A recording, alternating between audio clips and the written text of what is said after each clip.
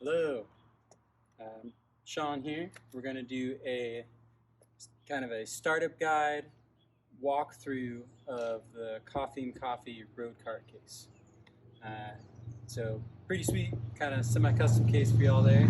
A higher top to fit that super automatic when you're ready for it. But we're going to go ahead and start with lifting the lid off and showing you how the table legs set up into your side table. So there's hinges on the sides. They'll just twist to unlock straight up and off.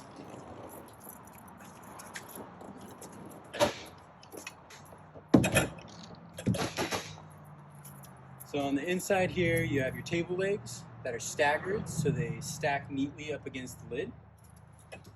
There's a bit of Velcro here to hold the top leg off. And those just pull out, and kind of with a little push, they snap into place. It'll take a little bit of effort, but it's really nice and secure once you're set up. And then Terry will help me lift it back up into place here. We'll just have our little side table.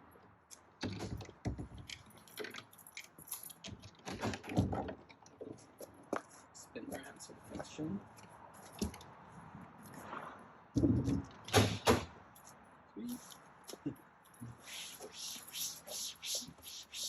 Then you have your serving table, your point of sales table.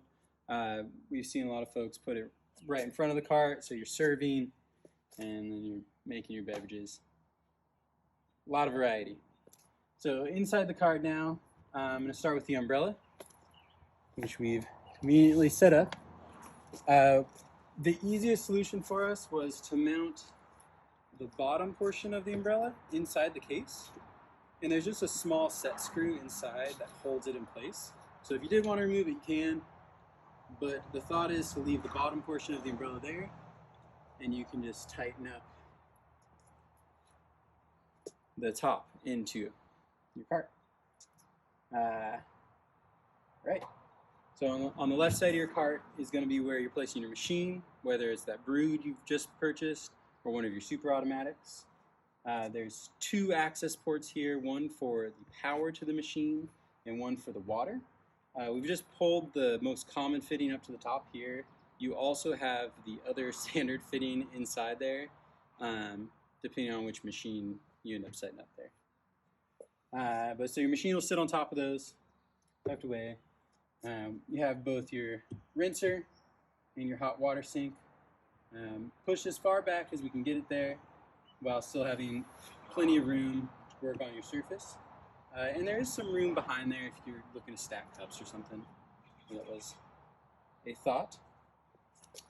So then inside the cart, on the left side, these doors are a slam hinge, so they pull open by pushing that way, but then you just kind of slam them closed. It's kind of classic road case style.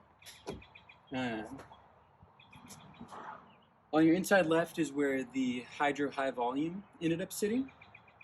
So it's just off to the right side here. We tried to keep here was the best spot for the hydro high volume system.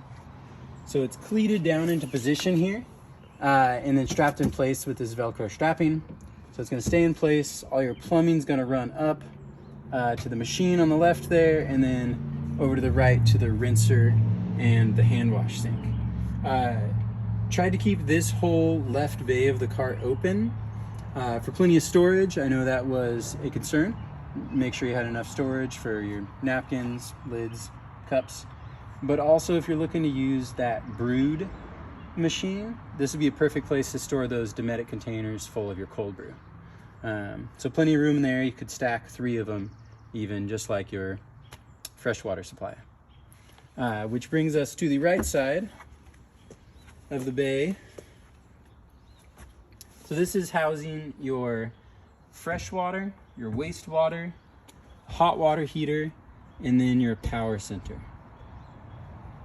So looking at the high volume hydro, it's drawing water from these 3 11-liter Dometic tanks. So each of these are 3 gallons, so that's 9 gallons of fresh water. You can run jugs individually if you need to refill one or whatnot. Just make sure that you have the supply turned off so it can continue pulling fresh water from the other jugs. And then you can just use your quick connects and then pull the jugs out, swap them, or go fill one up while you're still using the others. But most of the time you probably want to just pull from all three evenly, depending on which machine you end up running. And so the width of our cart was paired for 3 of these and then 2 of the Reliance Rhino packs, which are 6 gallons each. And so that nicely pairs 9 gallons of fresh water with 12 gallons of waste, which most health code requires to have a larger waste than fresh water. For the wastewaters, both the rinser and the hand sink are tied into the wastewater in the back and is labeled as such. And then the tank here is intended for the espresso machine drain, so whether that's from your brewed or your super automatic. You'll feed it through a port in the wall dividing the 2 bays. We just decided to keep all your waste on the one side, so there's plenty of storage on that left.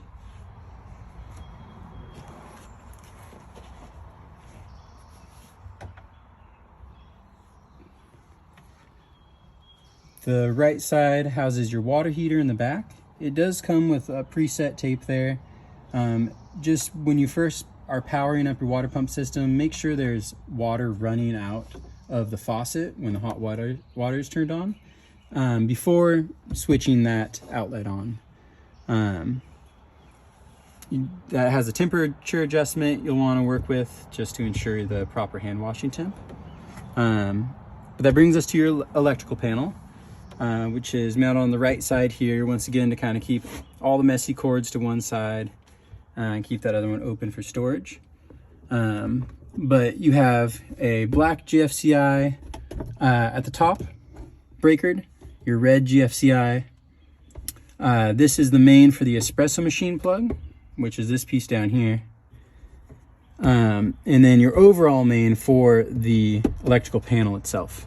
And then this 20 amp breaker at the bottom runs these 2 GFCI protected outlets, kind of a quad there.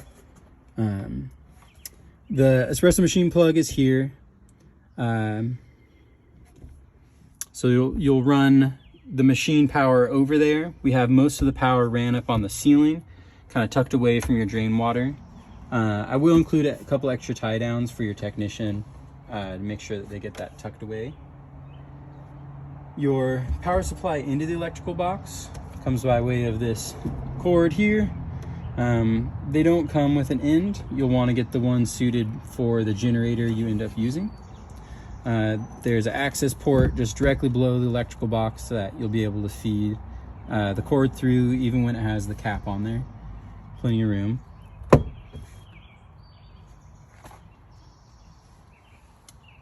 When you're powering up your machine, you want to kind of stage things so you don't crank on every device all at once. That just will be easier on the generator that you're using. The water pump should be the first to go, making sure that your equipment has water to it.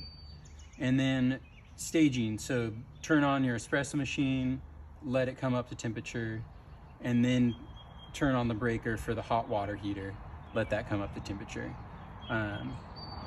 So try not to switch everything all at once. That puts strain onto your generator. That's staging of it. The only real thing to note.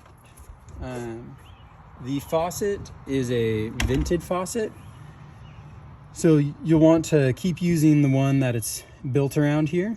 You have hot water, depresses and switches down, flows out of the center of the faucet, and then cold water flows around it. So this is specifically designed to be used with the water heater that's built into. This is your Molly hand wash sink, all NSF approved. And this is the mini rinser for rinsing your cups. Yeah, I think it all turned out really sweet. I'm really pleased with the whole build and excited to see it in action, stacked with Coffein coffee boxes. Very cool. Of course, we are available anytime. Reach out to us through email, phone if anything comes up. Be happy to walk you through an initial power up of just the cart. You're going to want to contact a technician for any machine that you end up installing, just to make sure that everything is working. But as far as powering up the cart, hopefully this is a huge help to you, and reach out if you got more questions. Thank you so much.